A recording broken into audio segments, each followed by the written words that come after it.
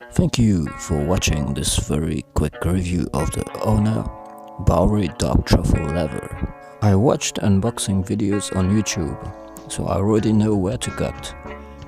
So here's the bag.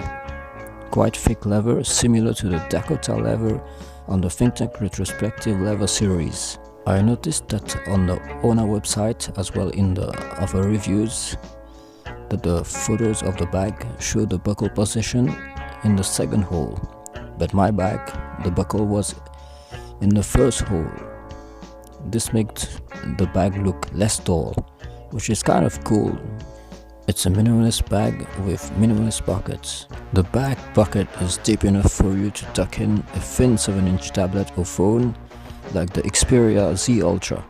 The main compartment is the perfect fit for a big Micro Four Thirds body with a telezoom attached, like my GX8 with the 100-400 lens gripped. You can easily remove it from the bag, put the lens cap in the front pocket and start shooting.